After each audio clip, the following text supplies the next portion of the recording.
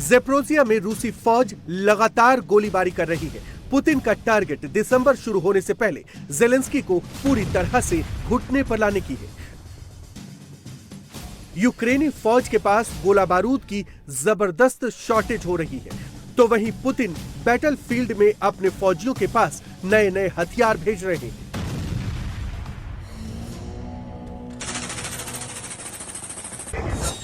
ये रूस का AK-306 आर्टिलरी है, जिसे ड्रोन और सुसाइड बोट कहा जाता है। अपने सैनिकों को ड्रोन से बचाने के लिए पुतिन ने बड़ी संख्या में AK-306 आर्टिलरी को मैदानी जंग में तैनात करने का ऑर्डर दे दिया है।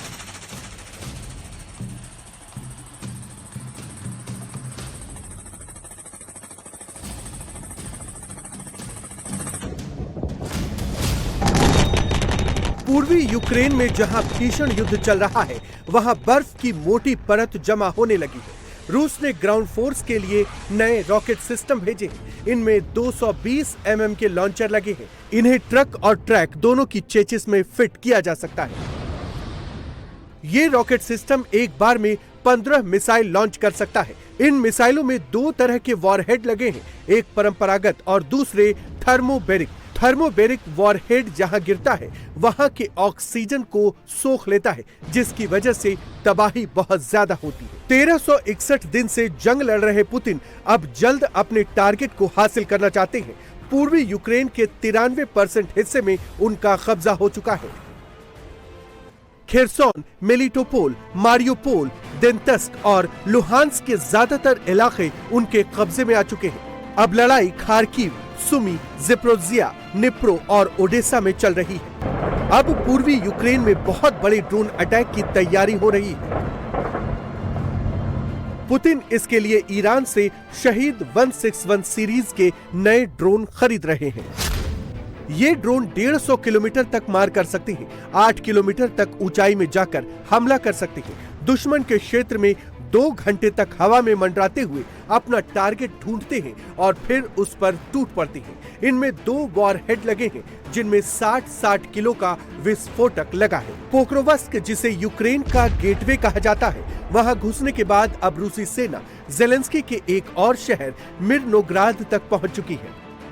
सेनाओं ने उस ट्रायंगल पर धावा बोल दिया है जो मिर्नोग्राद, रोडेंस्कोव और प्रोकोवस्क को कनेक्ट करता है। पोक्रोवस्क से मिर्नोग्राद की दूरी 27 किलोमीटर है। यहाँ रूसी सेना बमों से बस्तियों को उड़ाती हुई वहां कब्जा कर रही है। 24 घंटे में 49 घरों को रूसी सेना ने खाली करवा दिया है। 2022 में मिर्नोग्राद की आबादी 46,000 थी।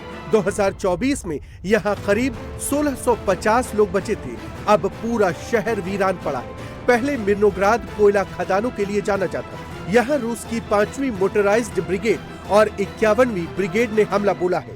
यूक्रेनी सेना के 50 से ज्यादा वाहनों को जलते हुए देखा गया है।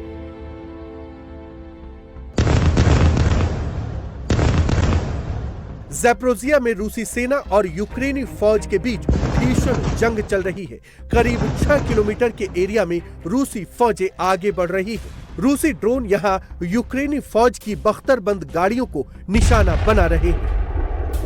एक्सपर्ट्स का मानना है कि पुतिन कम से कम 40% जमीन पर कब्जा करने के बाद ही सीज फायर के लिए तैयार होंगे। पुतिन नीपर नदी तक का हिस्सा कब्जाना चाहते हैं। इसका मतलब करीब आधा यूक्रेन छीनना चाहते हैं और बचे हुए आधे यूक्रेन को बफर जोन बनाना चाहते हैं, जो हथियार नहीं रख सकता, नाटो से दूर रहेगा, तभी बात बनेगी।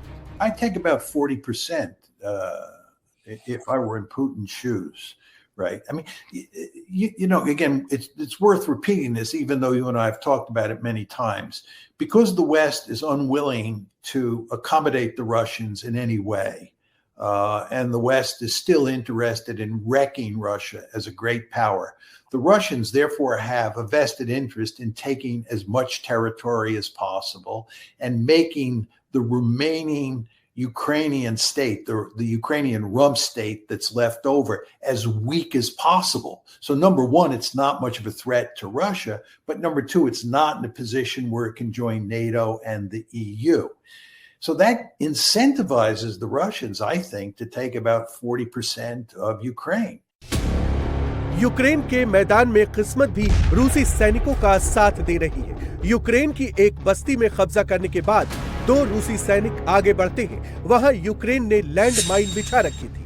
अचानक रूसी सैनिकों के सामने एक सुअर आ गया और माइन में धमाका हो गया। दोनों रूसी सैनिक बाल बाल बच गए। सोचिए, सिर्फ 3 कदम अगर और आगे बढ़ जाते तो क्या होगा।